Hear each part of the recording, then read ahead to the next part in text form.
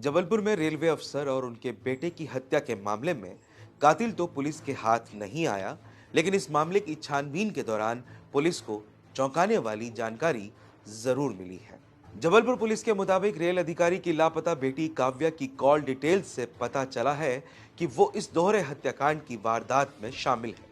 वो अपने पड़ोसी दोस्त के साथ मिलकर पिछले 6 महीने से इस खौफनाक वारदात की साजिश रच रही थी। अभी तक वो पुलिस की पहुंच से बाहर है, लेकिन हाल ही में उसकी लोकेशन पुणे में मिली है। जबलपुर के रेलकर्मी राजकुमार विश्वकर्मा और उनके 8 साल के बेटे तनिष्क की हत्या के मामले में पुलिस को राजकुमार की नाबालिग बेटी और उसके बॉयफ्रेंड मुकुल सिंह की तलाश है। अब तक पुलिस ये सोच रही थी कि क्या राजकुमार की नाबालिग बेटी भी अपने पिता और छोटे भाई के कत्ल में शामिल है, लेकिन अब तफ्तीश में पुलिस को ऐसी बातें पता चली हैं जिससे न सिर्फ ये साफ हो गया कि इस दोहरे कत्ल के पीछे राजकुमार विश्वकर्मा की बेटी का ही हाथ है, बल्कि इस कत्ल की साजिश में बेटी अपने बॉयफ्रेंड के साथ मिलकर पिछले 6 महीने से साजिश रच रही थी और इस डबल मर्डर की तैयारी कर रही थी। असल में कत्ल के बाद फरार होने से पहले उन दोनों ने अपने मोबाइल फोन अपने घरों पर ही छोड़ दिए थे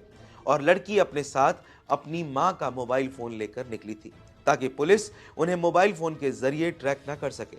ऐसे में पुलिस ने दोनों के घर से उनके मोबाइल फोन बरामद कर लिए और फिर उसकी जांच शुरू की।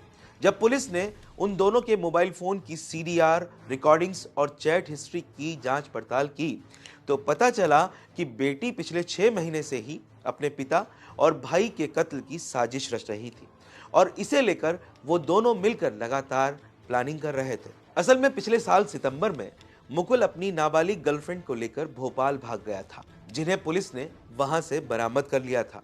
लेकिन इसके बाद लड़की के पिता राजकुमार विश्वकर्मा ने अपनी बेटी के जरिए मुकुल सिंह के खिलाफ बाल यौन उत्पीड़न यानी कि पॉक्सो एक्ट की धाराओं के तहत मुकदमा दर्ज करवा दिया था और बेटी को अपने बड़े भाई के घर पिपरिया भेज दिया था। लेकिन बेटी का मोबाइल उसके पास ही रहा और इसी मोबाइल फोन से वो लगातार अपने बॉयफ्रेंड मुकुल के साथ संपर्क में रही, उनसे बातचीत करती रही। मुकुल सिंह जब जेल से बाहर आया तो दोनों ने फोन पर खुलकर बातचीत करना शुरू कर दिया। क्योंकि कत्ल से कुछ रोज पहले बेटी काव्या 10वीं के इम्तिहान के लिए पिपरिया से वापस जबलपुर आई थी, उसने यहां आते ही ये प्लान बना लिया था कि अब वो किसी भी कीमत पर दोबारा पिपरिया लौटकर नहीं जाएगी, जबकि उसके पिता उसे इम्तिहान के बाद फिर से पिपरिया भेजने की प्लानिंग कर रहे थे। ऐसे में बेटी ने अपने बॉयफ्रेंड के साथ मिलकर अपने पिता और भाई की जान लेने की ही प्लानिंग कर डाली।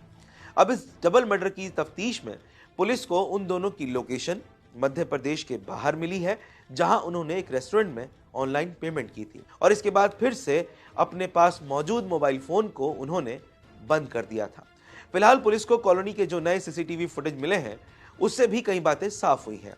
इस सीसीटीवी फुटेज में कत्ल वाली रात Mukul Singh gas cylinder, cutter, gloves वगैरह लेकर कॉलोनी में घूमता दिख रहा है, जो इस बात का सबूत है कि वो कत्ल की प्लानिंग पहले ही करके आया था। सिविल लाइन थाने के प्रभारी निरीक्षक धीरज राज ने जानकारी देते हुए बताया कि फरार होने से पहले मुकुल सिंह अपने साथ अपने सारे एजुकेशनल सर्टिफिकेट वगैरह लेकर भागा है। ऐसे में आशंका है कि वो दोनों शायद घर से दूर किसी अनजान जगह पर अपने हिसाब से रहने की तैयारी कर रहे हैं और मुकुल को काम की तलाश है। यानी अब तक की तफ्तीश में कत्ल का मकसद, साजिश और साजिश के पीछे छुपे इन दोनों चेहरों की कहानी तकरीबन साफ हो चुकी है।